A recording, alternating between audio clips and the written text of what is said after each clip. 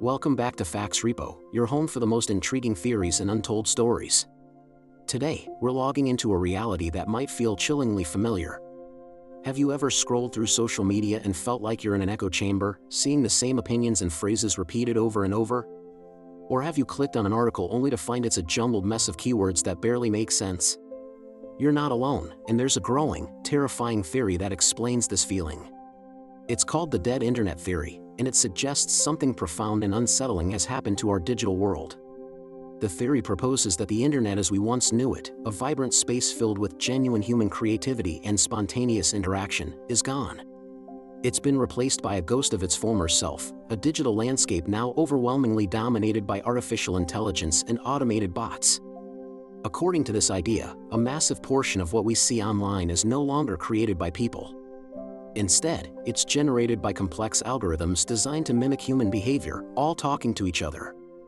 Think about it: AI-generated articles, bot-driven social media accounts, and algorithmically curated content feeds are all designed to keep you clicking, watching, and scrolling. The human element, the genuine, messy, and unpredictable core of the early internet, is being systematically replaced.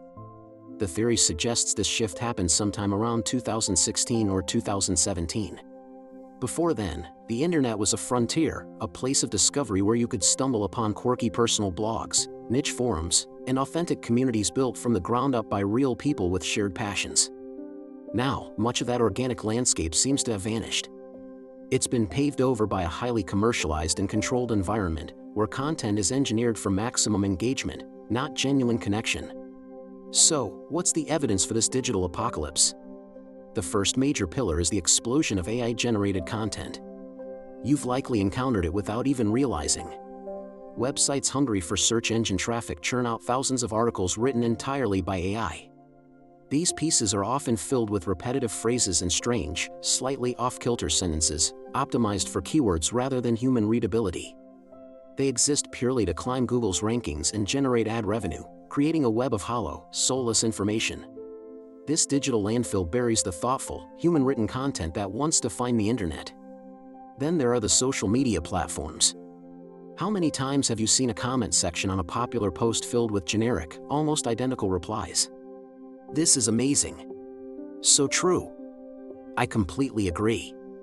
Proponents of the dead internet theory argue that many of these are bot accounts, programmed to simulate engagement and make a post or a product seem more popular than it actually is.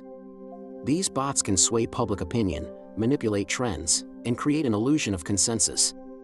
They talk to each other, liking and retweeting one another's posts, creating a feedback loop of artificial activity that drowns out real human conversation. It's a digital puppet show where the bots are both the actors and the audience. This leads us to the second pillar of the theory: algorithm manipulation. The platforms we use every day are not neutral windows into the digital world. They are carefully curated gardens where algorithms decide exactly what we see and what we don't. These algorithms are designed with one primary goal: to keep you on the platform for as long as possible. To do this, they create a personalized reality for each user, a bubble filled with content they know you're likely to engage with. This has the side effect of sterilizing our online experience. Instead of discovering new and challenging ideas, we are fed an endless stream of what's familiar and agreeable, reinforcing our existing beliefs. The internet, which once promised to connect us with diverse perspectives from around the globe, now often isolates us in echo chambers. The feeling of a vast, shared public square is replaced by the sense of being in a personalized, and often lonely, room. The algorithms favor content that is easily digestible, predictable, and often low effort. This incentivizes creators to produce formulaic content that fits the mold, rather than taking creative risks. The result is a homogenization of culture.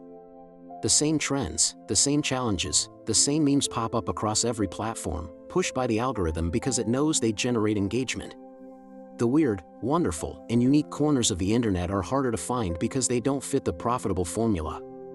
Finally, we arrive at the most human aspect of this theory: the decline of organic human interaction. Do you remember the days of forums and chat rooms, where strangers would have long, detailed conversations about their hobbies and interests? These spaces were often clunky and unpolished, but they were real. They were communities built on shared passion, where your reputation was based on the quality of your contributions, not the number of your followers.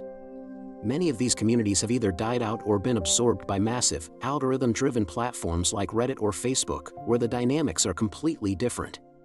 Nuanced conversation is often replaced by upvotes, downvotes, and quick, reactive comments. The pressure to perform for the algorithm has changed how we behave online. People curate their lives into a series of perfect snapshots, sharing only what they think will get the most likes and positive feedback. This performance of authenticity can be exhausting, and it has led many to retreat. Some people have abandoned social media altogether, while others have moved to smaller, private group chats or Discord servers, seeking the genuine connection that the mainstream internet no longer seems to offer. These private spaces are like digital speakeasies, hidden away from the bots and algorithms that patrol the public web. This very migration is, in itself, evidence that the public-facing internet feels increasingly lifeless and inauthentic to many. So, is the internet truly dead? Is it just bots talking to bots in an endless, meaningless loop? The truth is likely more complex. The internet isn't literally dead, of course. There are still billions of real people online, creating, sharing, and connecting every single day. You are real, and the fact that you are watching this video is proof of that. However, the theory acts as a powerful metaphor for a change we can all feel. The spirit of the old internet, its sense of freedom, chaos, and genuine discovery, has certainly faded. The digital world has become more structured, more commercialized, and in many ways, less human. We are not entirely alone online, but we are navigating a space that is increasingly crowded with non-human actors, all competing for our attention. The challenge for us is to learn how to see past the illusion. We must become more critical consumers of information, questioning what we see and seeking out sources of genuine human connection. We need to actively look for those small, vibrant communities that still exist, hidden away from the mainstream. What does the future of our digital existence look like? If these trends continue, we may see a further fracturing of the internet.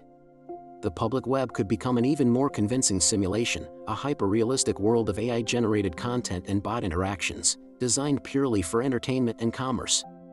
Meanwhile, real human interaction will retreat further into encrypted, private networks. The internet could split into two distinct layers, a dead public internet for passive consumption and a living private internet for authentic connection. The dead internet theory is a chilling wake-up call. It forces us to confront what we've lost and to question the direction our digital world is heading. The internet as we knew it might be gone, but what replaces it is still being written. The future of digital existence depends on the choices we make today.